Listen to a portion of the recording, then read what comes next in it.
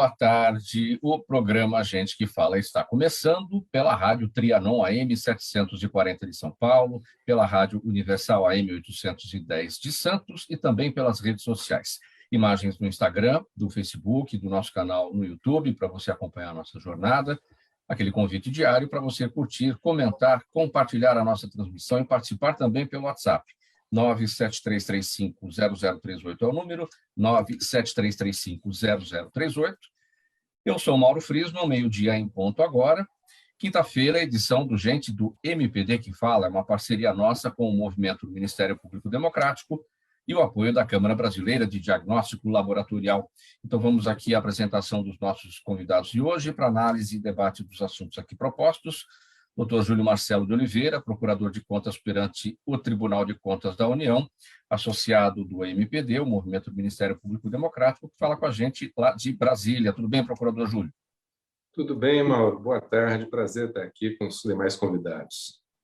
Obrigado pela presença, pela colaboração com a gente mais uma vez. Também com a gente a advogada, a doutora Thaís Marçal, ela é coordenadora acadêmica da Escola Superior de Advocacia da OAB Rio de Janeiro, também é presidente da Comissão de Improbidade Administrativa da entidade, da OAB do Rio de Janeiro. Está no Rio de Janeiro, diretamente conversando com a gente. Tudo bem, doutora Thaís?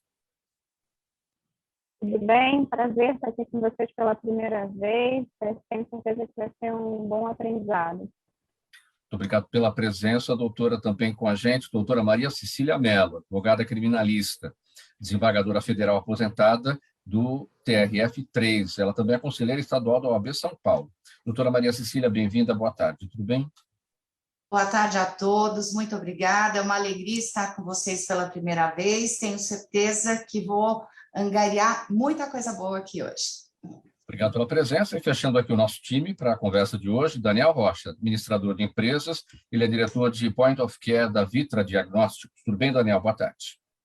Tudo jóia, Mauro. Muito prazer de estar aqui falando com vocês, com os convidados e com todos os ouvintes. 12:02, minha gente, vamos ao nosso primeiro assunto, que é o seguinte. Em resposta à Anvisa, o Ministério da Saúde apontou que o autoteste passará a ser uma nova ferramenta de triagem do Plano Nacional de Expansão da Testagem para a Covid-19. Dessa forma, após o teste, a pessoa deve procurar uma unidade de saúde ou teleatendimento para que um profissional, mediante as estratégias já postas pela pasta, pelo Ministério da Saúde, realize a confirmação do diagnóstico, notificação e orientações pertinentes de vigilância e assistência em saúde. Essa é a proposta do governo federal do Ministério da Saúde. No último dia 19, a Anvisa não aprovou o uso de autoteste de Covid-19 no Brasil porque a nota técnica do Ministério apresentava lacunas, por exemplo, sobre como notificar a confirmação da infecção e de que forma orientar os pacientes. Pois é, Daniel, essa resposta veio agora, como eu destaquei aqui na nossa abertura. Isso que o Ministério está apontando para a Anvisa agora, preenche essa lacuna ou ainda não? Bom, esse é um ponto central de preocupação do governo e de toda a área de saúde do Brasil, que é ter acesso à informação da pandemia, né, para a gestão da pandemia. Eu acredito que nessa próxima reunião, que provavelmente ocorrerá na sexta-feira, todos esses temas vão ser mais esclarecidos e nós teremos acesso ao debate e a maiores informações sobre isso. Porém, é com muita alegria que eu vejo esse debate acontecendo no nosso país hoje, porque o self-test ou o autoteste, ele é uma ferramenta já muito utilizada em outros países, né? Com muito sucesso. É uma ferramenta complementar, ela não substitui outras ações, né, que o governo já implementou, mas é um importante complemento da estratégia. Por quê? Porque é a maneira mais rápida de você se autodiagnosticar e tomar a primeira providência mais importante, que é o isolamento. O autoteste, eu acho que ele vem fechar essa lacuna no tratamento, de poder dar às pessoas, a cada indivíduo, esse empoderamento de ter em suas mãos uma ferramenta fácil, de simples uso, e que, uma vez dando positivo, ele possa tomar a providência de se isolar, não infectar outros familiares, amigos e outras pessoas do convívio, e, ao mesmo tempo, agora, com esses esclarecimentos do Ministério e da Anvisa, também qual a melhor maneira dele reportar esse resultado positivo, né, para que o governo e toda a área da saúde possa fazer essa gestão de informações. Então, com muita alegria mesmo que eu vejo essa discussão no nosso país. Importante salientar, Daniel, que se o autoteste vier a ser liberado pela Anvisa, ele vai servir de parâmetro para que a pessoa que vier fazer o uso e encontrar um resultado positivo para a Covid faça o seu autoisolamento, nada mais do que isso, e a partir daí tomar suas providências. O autoteste não vai servir, por exemplo, para uma viagem, não vai servir para um afastamento de trabalho, enfim, coisas posteriores, né?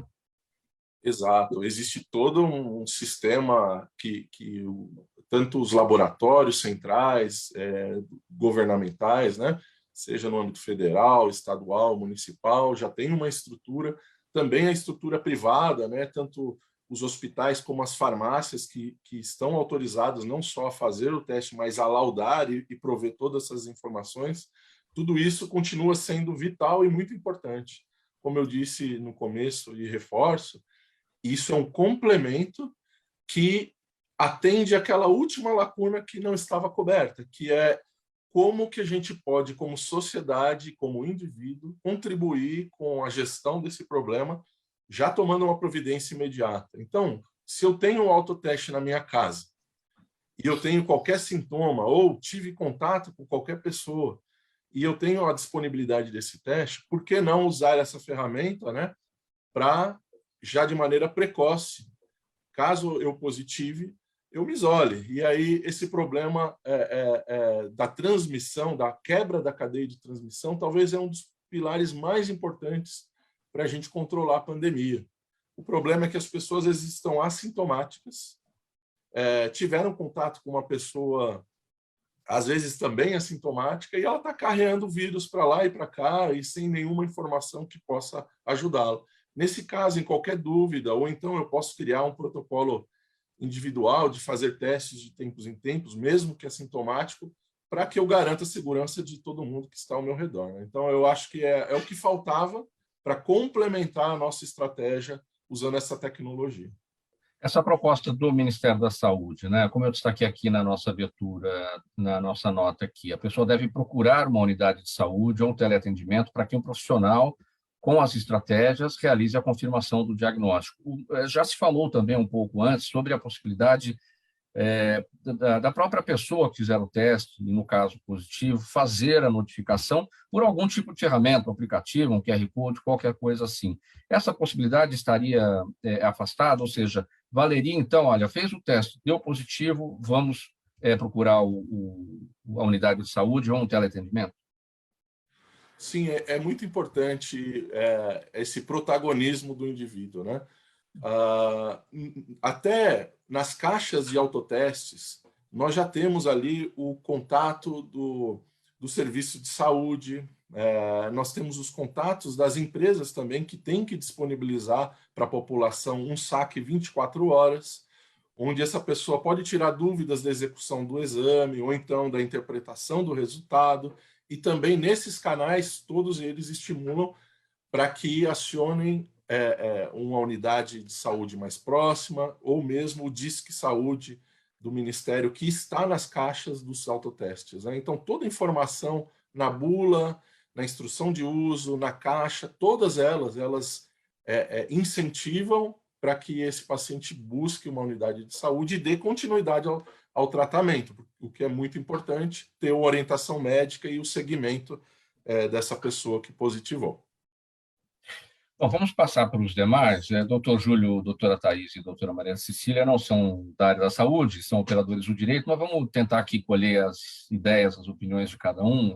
Como é que, doutor Júlio, a sua opinião, a sua avaliação sobre essa resposta do Ministério da Saúde à Anvisa? Mauro, vários países já estão utilizando o autoteste há muito tempo. Tem essa preocupação com o controle da notificação para a gestão da pandemia, mas isso também tem encarecido muito e não necessariamente significa que está tendo um controle assim tão acurado, porque principalmente com a Omicron, que teve efeitos mais leves, muitas pessoas estão sentindo sintomas e não se sabe se é gripe ou se é Omicron e acabam que não fazem teste nenhum. Então, você acaba tendo uma subnotificação da mesma forma. E o autoteste seria algo que permitiria, como o doutor Daniel disse, já saber se é ou não é, já adotar medidas de isolamento, sem ter que lotar unidades de saúde. Então, eu acho que é uma medida muito boa e espero que seja aprovada pela Anvisa com essas novas informações que o Ministério da Saúde está prestando. Doutora Thaís Marçal, sua avaliação? Também me parece que quanto mais informação, melhor. Então, quanto mais a gente consiga ter uma estrutura baseada em estudos, em que a gente consiga efetivamente ter um diálogo entre o público e o privado, me parece que, nesse caso, a gente tem a possibilidade dos autotestes como uma cooperação entre os privados para conseguir dar mais subsídios aos setores públicos e, com isso, ter uma seletividade melhor e mais apurada nos testes convencionais. Eu acho que a gente consegue ter uma filtragem bem interessante. Doutora Thaís, nós entendemos aqui, compreendemos, mas a gente está com uma dificuldade no seu áudio, ele está picotando um pouquinho. Vamos combinar o seguinte, sai da conexão, entra novamente, a gente te aceita, de repente, nessa situação, a gente consegue melhorar o áudio, tá bom? Enquanto isso, a gente segue aqui com a... Pode sair, a gente já te aceita na sequência. Doutora Maria Cecília, sua avaliação. Bom, em primeiro lugar, eu queria dizer que eu sou extremamente favorável a qualquer mecanismo científico que auxilie no controle e, digamos assim, na fotografia da pandemia. A minha única ponderação, quer dizer, existem vários países que já usam o autoteste há muito tempo, e a Alemanha teve um comportamento muito interessante em relação a essa questão, porque no início da pandemia, eles distribuíam gratuitamente em farmácias e quiosques, postos, carrinhos, etc. e tal, os autotestes. E num determinado momento, mas veja, eu quero ressaltar, são momentos diferentes da pandemia, tá? Havia a exigência desse autoteste até para o ingresso no parque, né? No momento subsequente, o que aconteceu lá? Em função do autoteste assegurar o ingresso do indivíduo num estabelecimento, as pessoas começaram a não se vacinar. Ressalto, era outro momento da pandemia. Então, eles deixaram de fornecer gratuitamente aqueles, acho que eram 3 testes por semana, para criar uma obrigatoriedade implícita na vacinação.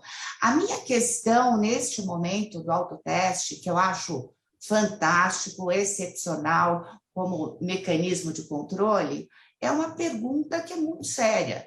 Isso vai virar uma política pública? Vai ser distribuído gratuitamente para a população? Eu acho que a questão aqui central para mim é essa daí.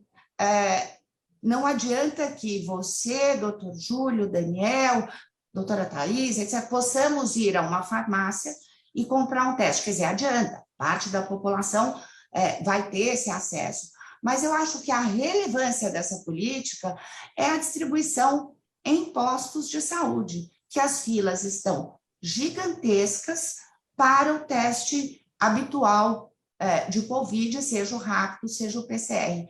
Então, aqui é uma fala para o Daniel, né? Eu acho que a gente precisa trabalhar não só para a implementação do autoteste, mas que ele seja implementado como uma política pública de saúde. Esse teste não deve ser de valor irrisório, acredito.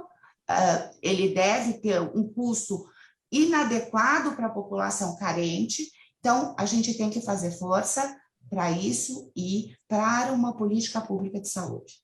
Dá para o Daniel concluir, só colocando uma outra situação aqui na esteira aqui do que disse a doutora Maria Cecília, a importância da política pública, porque aqui em São Paulo, pelo menos, quem tem sintomas da Covid procura um posto de saúde para fazer o teste de antígeno, aquele teste rápido, só pode usar o serviço público se ele tiver comorbidades. Se tiver sintomas, ou se sabidamente teve contato com alguém que teve, e que teve a Covid e quer ir lá fazer essa checagem, não pode. Então, essas pessoas ficam reféns do teste de antígeno vendido na farmácia. É aí que entra a importância da política pública do autoteste, não, Daniel? Sim, eu acredito que é uma evolução natural desse passo que nós estamos agora. Acho que o primeiro momento é discutir a efetividade, a segurança, a notificação, entender as bases para que isso funcione de maneira adequada. E eu não tenho dúvida que isso, no momento seguinte, já vai ser uma discussão do governo de se aproveitar dessa ferramenta para atender, quem sabe, não toda a população, por conta dos recursos finitos, mas vamos supor que as escolas, as famílias, crianças pequenas que precisam retornar às aulas, elas possam ter o acesso a esses testes, como é feito na Inglaterra e em outros países também, providos pelo serviço público, e a gente identificar quais são os públicos mais carentes e que faz mais sentido distribuir esses testes. Eu acredito que é o passo natural que nós vamos começar a falar logo em seguida da aprovação do autoteste. Eu vejo esse primeiro passo como vital, porque não adianta simplesmente, de qualquer maneira, liberar uma tecnologia. Eu acho que é vital essa discussão que nós estamos tendo agora, como sociedade, mas, naturalmente, a gente vai discutir sobre essa disponibilidade do autoteste. Aqui, só um ponto importante. A Vitra ela tem participado muito diretamente nesse momento nos governos. Hoje, nós temos fornecido testes para o governo do Estado de São Paulo, do Espírito Santo, Pernambuco, e eu vi uma participação muito importante da indústria brasileira, e aqui eu queria ressaltar isso, né? A Vitra e outras empresas que fabricam os testes no Brasil, onde esses custos eles vêm se tornando cada vez mais acessíveis. Então, hoje, essa expectativa de valores altos, que o pessoal tem medo, como que vai ser o autoteste, eu acredito que a indústria brasileira está contribuindo com políticas de preços totalmente razoáveis. Óbvio, sempre existem os aproveitadores de crises e isso deve ser combatido, mas tem muita indústria séria no Brasil contribuindo demais para levar esses custos o mais baixo possível para dar acesso. Eu trabalho com um diagnóstico rápido e a palavra que eu acordo e durmo todo dia pensando é como prover mais acesso à população a esse tipo de ferramenta. E o custo faz todo sentido de ser acessível também. Muito bem, 12h18 agora, seguindo com mais um tema no programa Gente que Fala de hoje, edição de quinta-feira, é o Gente do MPD que Fala, parceria nossa com o Movimento Ministério Público Democrático e o apoio da Câmara Brasileira de Diagnóstico Laboratorial. Minha gente, o deputado estadual Felipe Poubel, do Rio de Janeiro, do PSL do Rio de Janeiro, disse que a cantora Anitta deveria ser presa. No Instagram, ele postou um registro de um show da artista em que o público profere xingamentos contra o presidente Jair Bolsonaro.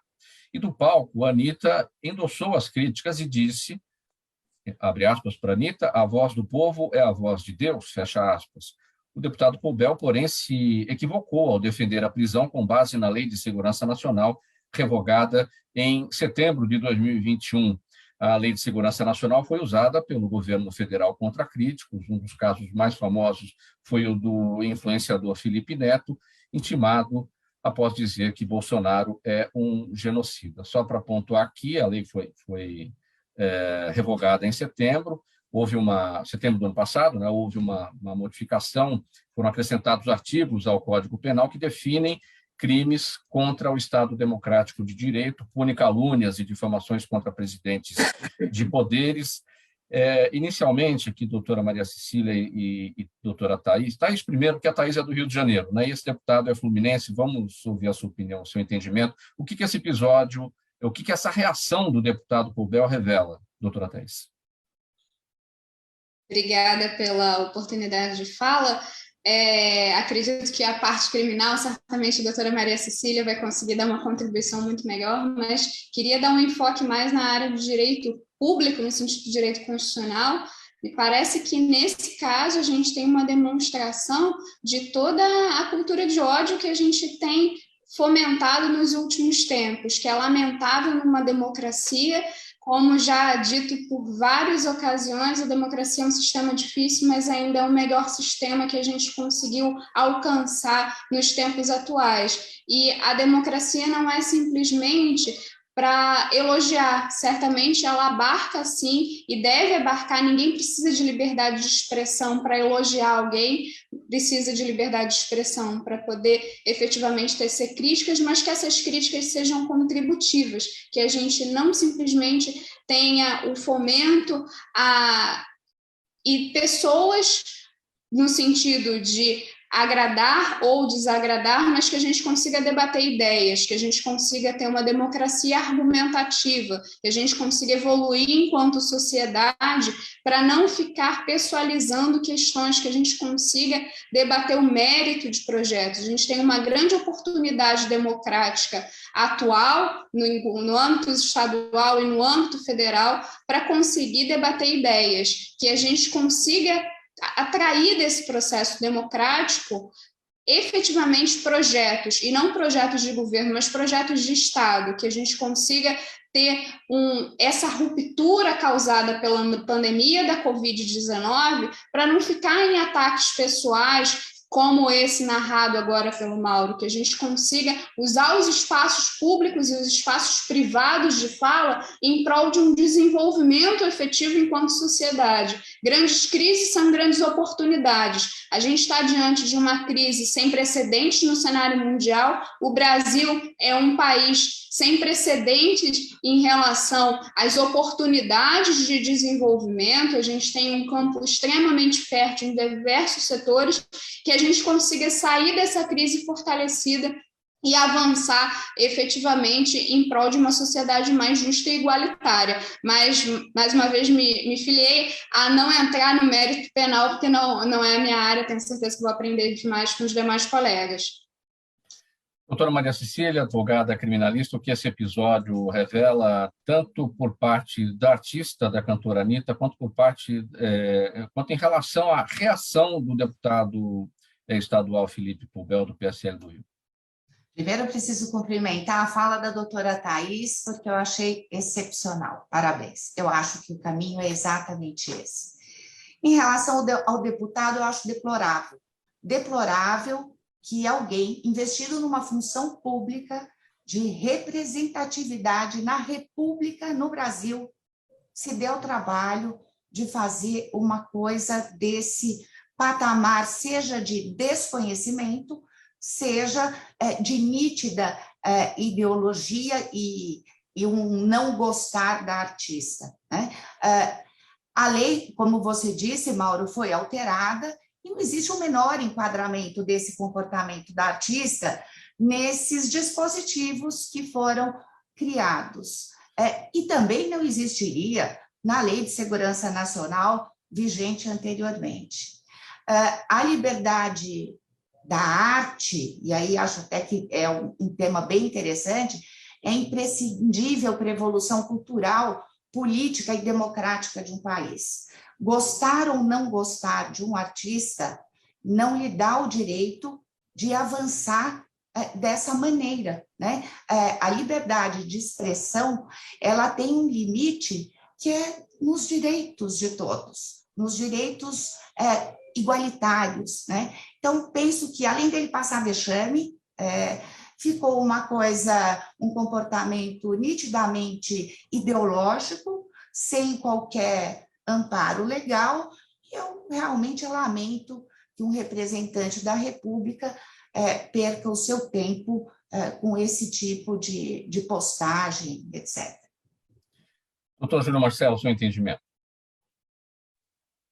Mauro, doutora Thaís e doutora Cecília, assim, praticamente esgotaram o tema. Eu vou fazer uma análise aqui um pouco mais política, né? Ele conseguiu o que ele queria, que era aparecer. No ano eleitoral, ele quer aparecer para o eleitorado dele, que é um eleitorado que tem esse perfil de não gostar da Anitta, porque a Anitta está criticando justamente o presidente que foi eleito por esse partido, né? Por esse grupo político. Mas, ao mesmo tempo, ele também está amplificando, né, os efeitos dessa manifestação popular no show da Anitta, né? Muita gente nem sabia que tinha acontecido isso no show da Anitta e passou a saber por conta da polêmica que ele criou. Mas numa eleição parlamentar, proporcional, ele sai no lucro, porque ele ganha alguma visibilidade, né? Então, se ele conseguir aumentar um pouco a cota de votos dele, talvez seja o caminho da reeleição dele. Certamente é só nisso que ele está pensando. Ele provavelmente sabe que a lei foi alterada, que não existiu crime nenhum, mas ele, elevando o tom, ele consegue chamar para si os holofotes e aparecer de alguma forma. É uma maneira ruim de fazer política, que empobrece o debate político, que não agrega nada na discussão de rumos do país, mas é uma estratégia que muitos parlamentares usam. E é bem possível, bem provável que a base dele, os eleitores dele, nem tenham percebido o equívoco, né, que ele falou com base na Lei de Segurança Nacional, uma lei que já não existe mais, né? Ele fala assim, tem que prender, o pessoal fala assim, tem que prender mesmo. Eu não estou nem olhando se a lei autoriza ou não. É simplesmente a vocalização de um sentimento de raiva. Meio-dia e 26, vamos aqui para o nosso próximo tema. Deixa eu mudar Só aqui. um ponto, Mauro, se você me permite. Eu não sou da área do direito, mas eu me vejo aqui na Como obrigação cidadão, de representar o cidadão numa fala só. Eu acho que, conversando com amigos, eu gosto muito, se eu vou num táxi numa outra cidade, porque a gente acaba se deslocando bastante, a gente conversa com todo tipo de gente, e a minha percepção é a mesma.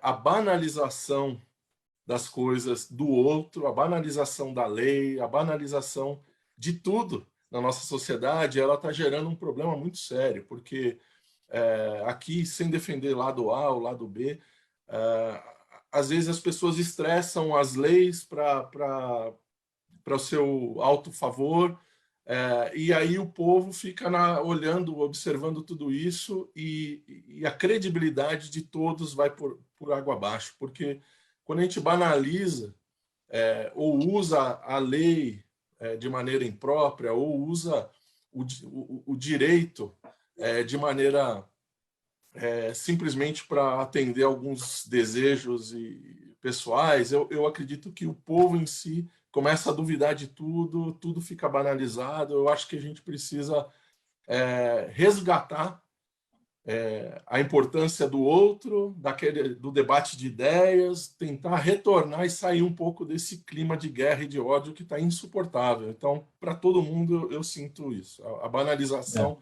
de tudo. Ainda nesse Mauro, tema, posso só doutora... falar uma... Perdão, Sim, só para um arremate. Pode falar e eu vou te fazer uma outra pergunta. Alinhavando todas as nossas falas aqui, eu preciso sair em defesa do Ministério Público e do Judiciário, porque esse tipo de comportamento gera um monte de trabalho para o Ministério Público e para o Judiciário, que deveria estar zelando por outras coisas mais relevantes e que tem muito o que fazer. Então, isso leva um movimento de casos ao Ministério Público, seja estadual, federal, nas suas diversas áreas, e ao Judiciário, atropelando a dinâmica de um trabalho essencial para a nação. Uma curiosidade aqui é porque, assim, a gente, às vezes, entra em temas, debate temas aqui, que às vezes a gente até fica incomodado, a audiência fala assim, pô, mas por que vocês estão falando disso? Como destacou agora o doutor Júlio, quer dizer, o próprio deputado chamou a atenção para uma coisa que, né, foi amplificada mais do que a amplificação que ele queria da defesa que ele estava fazendo, né? Ele chamou a atenção para o que aconteceu lá no próprio show por parte do público. Aí a minha pergunta é, qual a comparação que a gente pode fazer? Quais são as diferenças e as semelhanças entre a reação desse público do show da Anitta nesses xingamentos com os xingamentos que ocorrem dentro dos estádios num jogo de futebol? O que a mãe do juiz pode fazer em relação à torcida quando ela é xingada? Nada, Eu né? acho que não tem diferença alguma. É uma manifestação democrática que encontra um limite, evidentemente. Porque quando você assiste num jogo de futebol uma manifestação de racismo do público, né, daqueles que estão assistindo, a contenção dessa manifestação e o poder público entra em atuação, né? Então, eu acho que o limite é exatamente esse, quer dizer, a questão da liberdade de expressão, que é uma garantia da democracia, uma garantia constitucional, enfim, e os limites que ela tem. No caso relatado da Anitta, não se extrapolou os limites. Nos campos de futebol, também normalmente não se extrapolam os limites. Às vezes sim, e aí há a contenção. Eu acho que é esse o limite, né? O meu limite é o direito dos outros, né? Quando esses direitos se encontram e precisam conviver.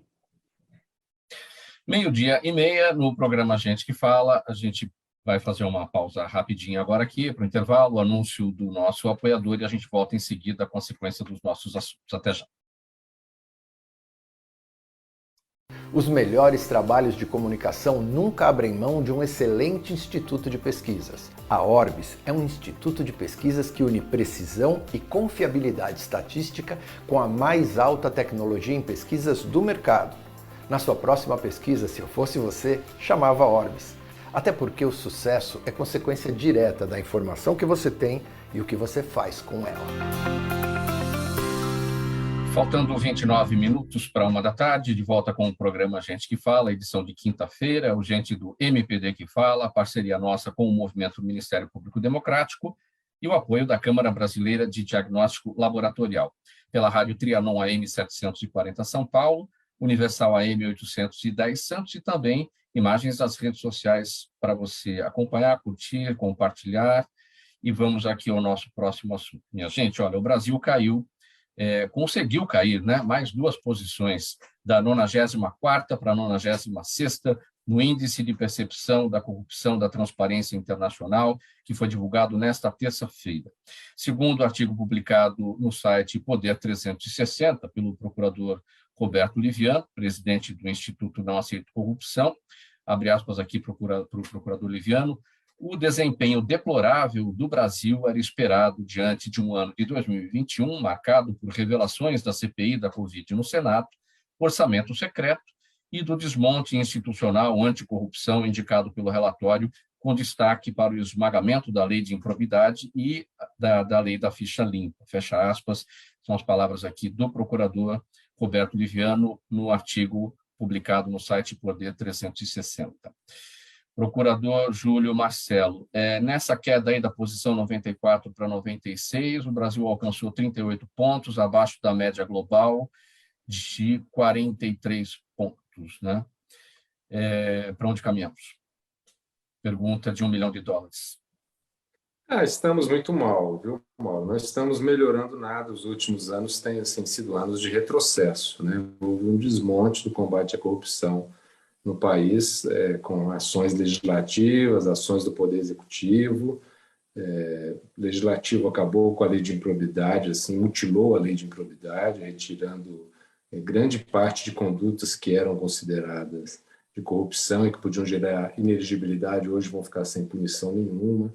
A lei de ficha limpa foi abrandada, né? Se a pessoa teve contas julgadas irregulares por um tribunal de contas, recebeu multa, isso não é mais causa de inelegibilidade, só se tiver um débito, se não tiver a condenação. Muitas vezes não tem débito porque você não consegue calcular, e a forma de sancionar é aplicando uma multa.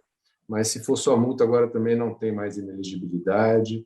Então, a gente está reforçando a cultura da impunidade, né? O Supremo Tribunal fez a parte dele para a vitória da corrupção no país, quando ele acabou com a prisão em segunda instância, né? Nós somos o único país aí que não tem prisão em segunda instância. Os países que são berços das liberdades individuais têm prisão após a primeira instância ou segunda instância no máximo. E isso cria essa certeza de impunidade para quem pode recorrer longamente no processo, várias vezes, porque o crime acaba sendo prescrito, pode ser o crime mais grave que for, ele acabará prescrevendo se uma sequência de recursos for longa o suficiente. Então, não tem a certeza de que ninguém vai cumprir pena nenhuma. Você tem agora o orçamento secreto, que não tem outra finalidade senão alimentar esquemas de corrupção, né? Tem deputados destinando recursos para outros estados, não são nem o estado, né? O estado, a base eleitoral dele, a população que ele representa, destina para outro estado. Obviamente, aquilo vai ter um esquema de corrupção, uma parte daquilo vai voltar para ele, para financiar a sua campanha, para o seu enriquecimento pessoal. Então, o Brasil está indo muito mal, né? Nós retrocedemos tremendamente. E, com isso, nós não vamos tirar atraso de desenvolvimento nenhum, nunca. Né? Nenhum país desenvolvido, se você pegar esse índice de percepção, os países que estão em primeiro lugar, os mais bem colocados, todos eles têm um índice de percepção de corrupção muito baixo. Porque a corrupção ela é um problema que atrapalha a solução de todos os outros. Porque com corrupção você não aloca os recursos de maneira eficiente, você não aloca os recursos de maneira meritória. Qual é o projeto que tem maior mérito? Qual é o melhor executor desse projeto? Qual é a melhor pessoa para ocupar um cargo, para tocar esta política pública? Tudo isso passa a ser capturado pela corrupção. Eu vou escolher a obra que dá mais recursos para a corrupção e não aquela que tem um impacto melhor na infraestrutura. Eu escolho o executivo que pertence ao partido que está comprometido em arrecadar dinheiro, não aquele que vai maximizar o uso do recurso.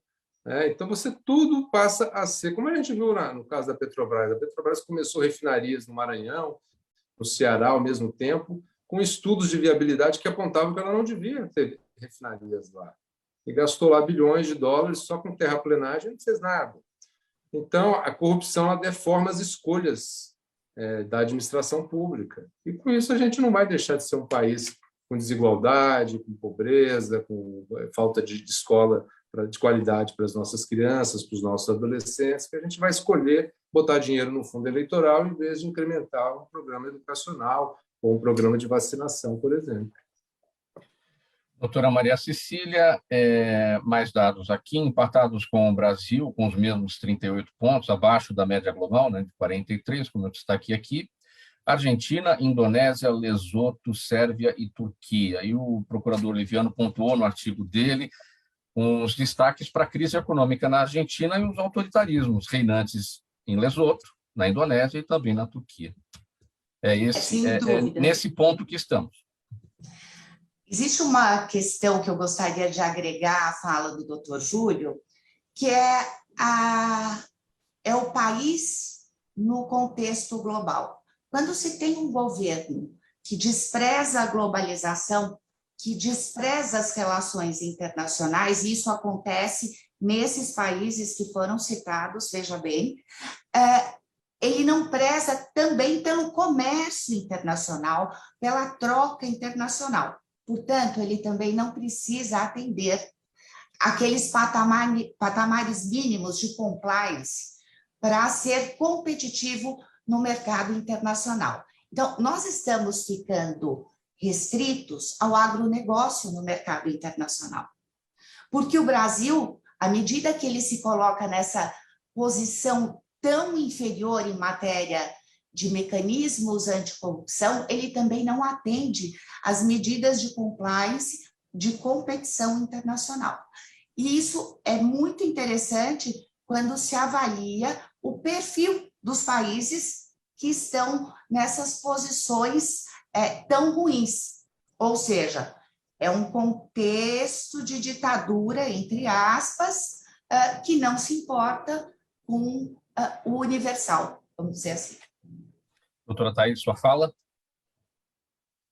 Felizmente, eu tive um problema de conexão e perdi o final da fala do Dr. Júlio e o início da fala da doutora Maria Cecília, mas vou me ater a fazer breves comentários em relação à fala dos dois que pude ouvir. Primeiro, destacar a importância dessa correlação entre infraestrutura e combate à corrupção, quando a gente vê que as grandes contratações são os grandes desafios em relação a combate à corrupção. E quando a gente fala das grandes contratações, a gente não está falando só no nascedouro dela, a gente está falando também na inexecução. A quantidade de obras paradas que a gente tem no Brasil é um acervo impressionante.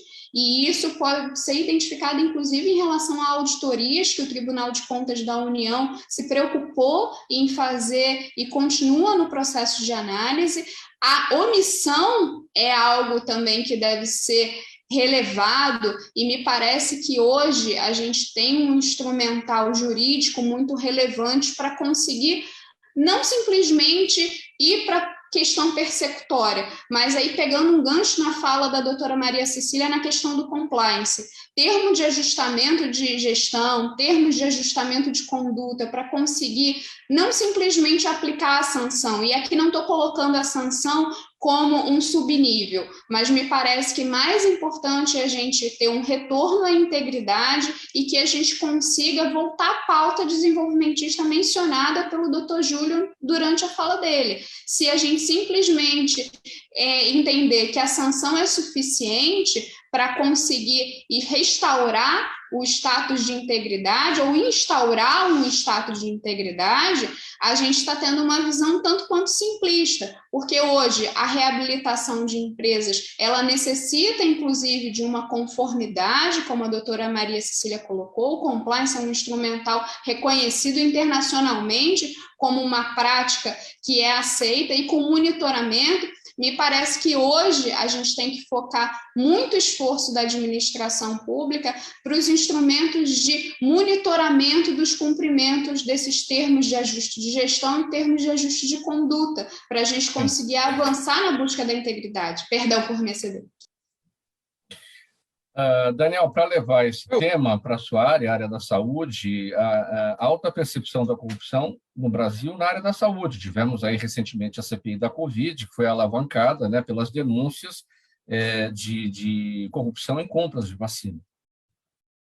Sim, é deplorável, né? A corrupção em toda a área, mas na saúde parece que vem um aspecto humano mais forte. Eu acredito muito no poder do indivíduo e de que não adianta a gente terceirizar as responsabilidades. Eu acho que isso começa na família, começa na educação dos nossos filhos, para quem os tem, ensinando o que é o correto, o que é caráter, e isso, ao longo de uma geração, pode mudar muita coisa. A gente tem que lembrar que corrupção começa com pessoa, com uma pessoa, com duas pessoas. Então, tudo começa dentro do lar, como que a gente forma as pessoas. Eu acredito que existe um movimento muito bacana e forte surgindo no meio de muitas empresas, às vezes pela motivação correta de fazer as coisas certas e outras por questões de imagem, mas, de qualquer maneira, eu vejo sim o setor privado em muitas áreas, e na área da saúde eu posso testemunhar condutas muito interessantes do ponto de vista de educação corporativa, como o que se espera de cada pessoa, e a tolerância zero para algumas ações. Então, eu penso no macro, nas leis, nos poderosos, mas eu também queria trazer um pouquinho da contribuição individual. A gente precisa olhar para isso, a gente não pode terceirizar mais. Senão nós vamos passar 20 gerações dando desculpas. Doutor Júlio pediu a palavra para complementar? Pedi, Mauro. Bem brevemente, só para complementar, quer dizer, a gente combate a corrupção com prevenção e com punição. Obviamente que a punição ela não vai resolver sozinha, mas ela é essencial. Se você não tiver exemplaridade de punição nos casos em que as pessoas, as empresas, forem flagrados cometendo ilícitos, a pena deixa de ter um efeito dissuasório, porque mais importante do que o efeito retributivo para um indivíduo é o dissuasório para todos os outros que estão olhando aquela situação acontecer, estão vendo, olha, não compensa seguir esse caminho. O risco, né, ainda mais a corrupção, que é um crime racional, ele não é passional, ele é um crime calculado. Então, o agente ele faz um cálculo do risco de ser descoberto, se descoberto, o risco de ser punido, e, do outro lado, ele pesa qual é o benefício da corrupção. Se o benefício é grande, o risco de ser descoberto for pequeno, e se for descoberto, ele tiver certeza da impunidade, muitos vão optar pela corrupção, porque, mesmo tendo um desgaste de imagem, ele prefere o benefício financeiro auferido. Então, é um conjunto de medidas que se integram. A gente tem que ter um sistema punitivo, penal, de direito administrativo sancionador efetivo, rápido, célere, que funcione, junto com as medidas de prevenção, de transparência, de cultura, criação da cultura de compliance, de integridade para as pessoas. Essas coisas elas se somam. Agora, não existe prevenção suficiente possível se tiver certeza de impunidade, porque as pessoas mal intencionadas, elas vão pensar assim, ó, prevenção para quê? Se eu não estou correndo nenhum risco de ser punido efetivamente. Então, as coisas elas têm que se abraçar. 16 minutos para 1h, vamos para o nosso próximo assunto, a PEC 18, que anistia os partidos que descumpriram as regras de destinação do fundo eleitoral para candidaturas femininas, pode livrar 22 partidos de investigação sobre possíveis irregularidades nas eleições de 2020. A PEC já foi aprovada em 2 turnos no Senado e pela Comissão de Constituição e Justiça da Câmara, e conta com o apoio de quase todos os partidos da Casa, especialmente as siglas do Centrão. A proposta em tramitação prevê que não serão aplicadas sanções de qualquer natureza às siglas que não repassaram o mínimo de 30% dos recursos eleitorais para as candidaturas de mulheres. Doutora Maria Cecília, estamos falando de 22 partidos, de um total de 33 que temos no Brasil, ou seja, 2/3 deste total. De novo aqui, né? É o reforço da cultura da impunidade, né? Não é só o reforço da cultura da impunidade, eu acrescento mais uma matéria, que é a falta de equidade de gênero, né? Sim. Porque essa questão, ela foi julgada pelo Supremo Tribunal Federal em 2018, e ali se estabeleceram várias premissas, e justamente em função da equidade é que se estabeleceu esse patamar de 30% destinados às mulheres. O que nós assistimos ao longo do tempo? O descumprimento e as fraudes com esses repasses de valores, né?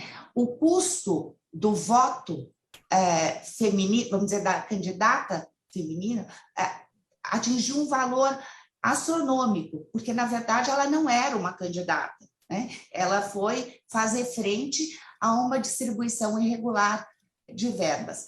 Essa PEC, para mim, é lamentável sob 2 aspectos. Evidentemente, por essa anistia, né? E mais do que isso, ela traz uma inovação muito ruim mesmo. Ela desmonta o julgamento do Supremo em relação a essa questão da equidade de gênero e do percentual de 30%. Por quê? Ela estabelece que o partido que não fizer essa destinação de 30% para as mulheres, ele pode acumular para outras eleições. Então, ele pode jogar para frente esse percentual. Então, se neste momento não me interessa ter mulheres candidatas, eu uso a verba inteira para quem me interessa e jogo para a gestão do partido seguinte esse abacaxi para resolver com um percentual acumulado. Desculpe, mas assim, é uma coisa inconcebível, seja pelo aspecto da anistia, seja pela dinâmica que se está implementando. Sim, pelo aspecto da anistia, pelo que foi decidido pelo Supremo em 2018, e como eu destaquei, o reforço da cultura da impunidade, justamente porque ele atinge em cheio essa decisão de 2018 do Supremo, que trata da igualdade de gêneros, né, entre homens e mulheres na política, respeitando o mínimo de 30%. É uma desconstrução daquela conquista de 2018.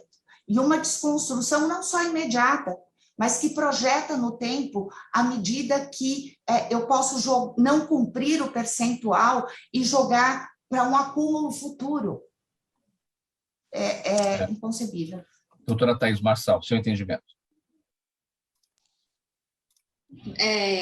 Obrigada pela pauta também, Mauro, mas só um ponto que me chamou a atenção, não querendo fugir da temática central, mas quando você começou a sua fala falando de mais de 30 partidos, como é que a gente não se assusta com esse número? Será que a democracia, ela precisa desse número expressivo? Está na pauta do Supremo já há algum tempo a candidatura avulsa. Por que a gente não avança em relação a esse tema? Até que ponto a gente consegue ter, conforme aquele livro Como as Democracias Morrem, os partidos como uns filtros democráticos para conseguir ter bons candidatos que sejam realmente argumentativos? Eu queria focar na tua fala nessa parte de a gente conseguir ampliar essa visão crítica em relação à própria estruturação de um fundo partidário tão grande, do quanto que a gente tem de aproveitamento democrático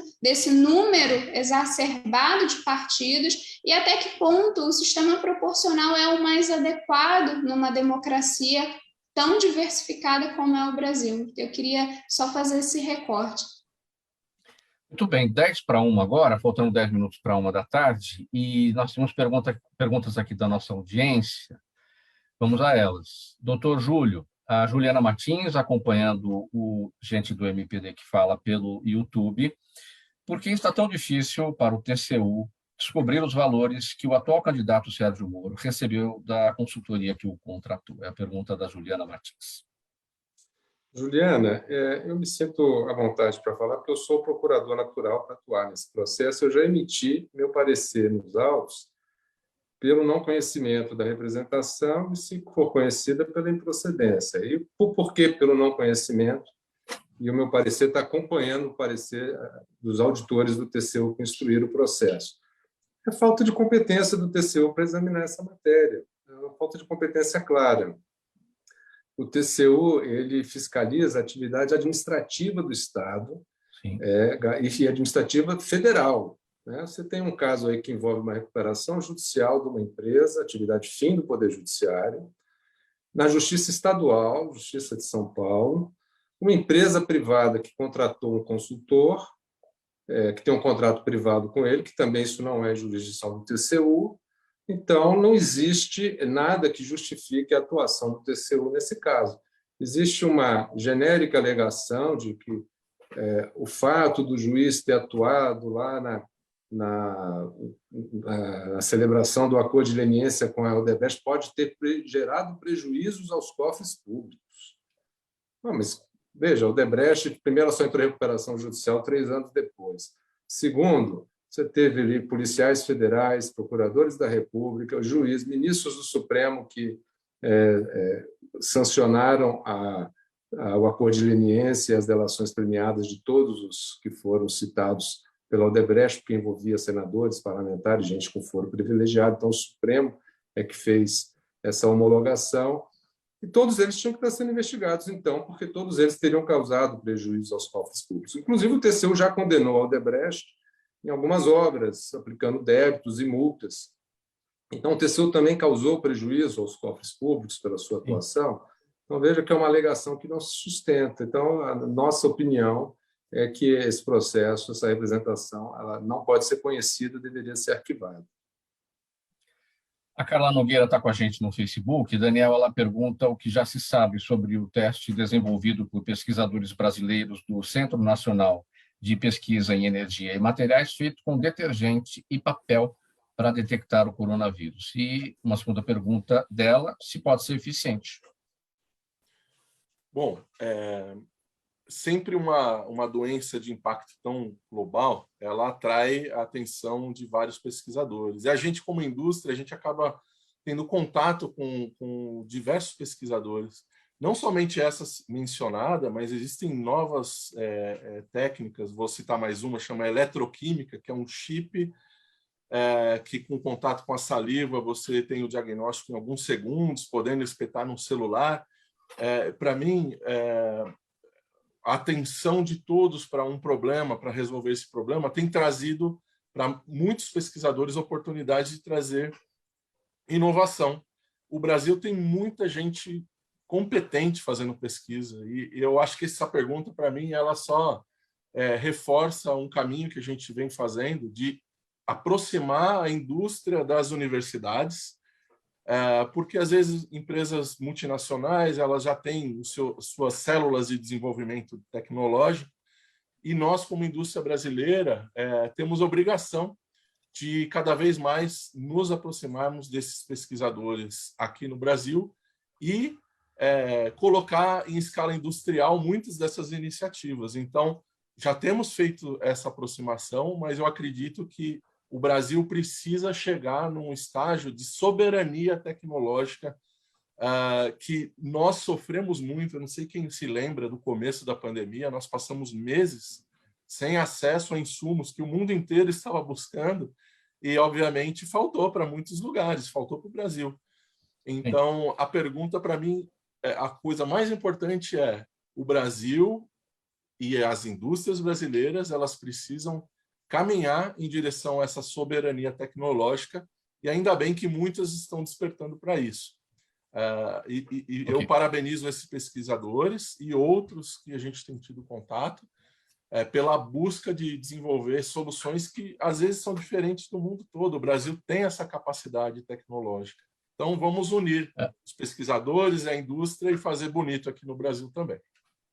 Doutora Maria Cecília, o seu Jaime, do Jardim Bonfilholi, ele participa sempre com a gente aqui, o Jardim Bonfilholi é a zona oeste aqui da capital, ele pergunta qual é a estimativa do aumento do número de presos se a condenação em primeira instância entrar em vigor no Brasil.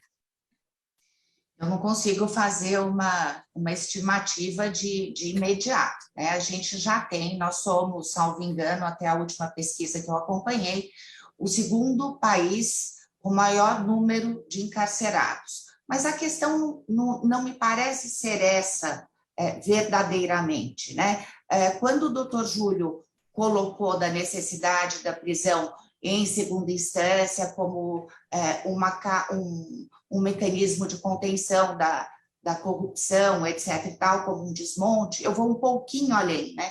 A questão do sistema prisional, e aí sim, ela precisa ser tratada devidamente. Desde que fiz direito, não presenciei um projeto de ajuste do sistema prisional. O sistema prisional tem que reintegrar e educar o preso para ele retornar à sociedade. E eu acho que essa é a questão maior, né, que se coloca. Um país que não zela pelo seu preso, não zela pelo seu próprio futuro, porque ele vai sair de lá e vai retornar à sociedade. O Marcelo Mendes está perguntando aqui para a doutora Thaís, ele está no YouTube, qual é o peso da ação das milícias nas eleições do Rio de Janeiro, doutora Thaís Marçal? Hoje a gente tem uma simetria informacional muito grande em relação ao processo eleitoral. A não financiamento das empresas privadas, hoje, ele está longe de ser, apesar de ter sido uma boa medida, a meu ver, ele está longe de ser o único que excluiu essa assimetria. Hoje, a gente tem áreas em que, simplesmente, alguns candidatos não conseguem apresentar a sua proposta.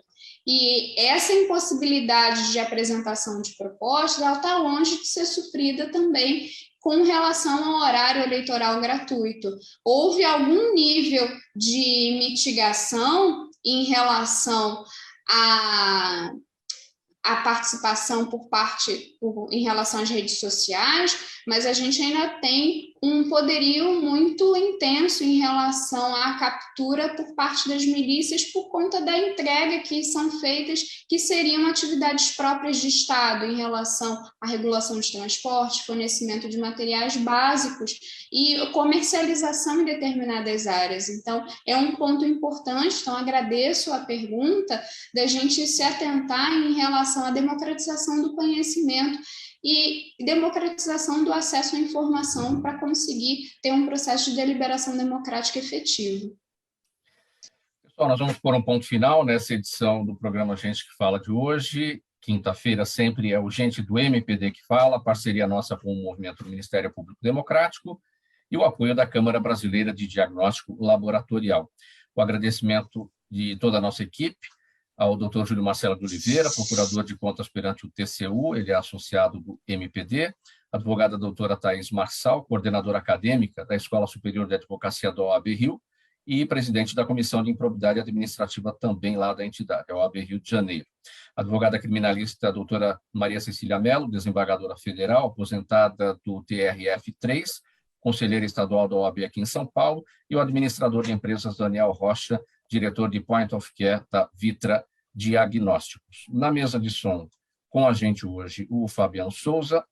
Valeu por aí, Fabiano. O Sérgio Souza de férias, na gerência técnica da Rádio Trianon. Apresentação minha, Mauro Friesman, pauta e redação do Pedro Schiavon, Zenilda Salvato, nossa diretora de produção, jornalista Fausto Camunha, nosso diretor-geral, e você ouvinte, você espectador pelas redes sociais, a razão da nossa presença aqui todos os dias. Chegando por aqui, O musical Trianon até as 14h. A partir das 3h, o programa Duas na Tri, apresentado por Silvia Vinhas e Malu Mota. Às 6h tem o Radar Paulista com o Renato Albuquerque. Antes de tudo isso, a repórter Débora Mendonça traz as informações do trânsito para você que está pelas ruas e avenidas de São Paulo. Vai você, Débora Mendonça, 1h em ponto. Obrigado pela audiência, minha gente. Tchau, até amanhã.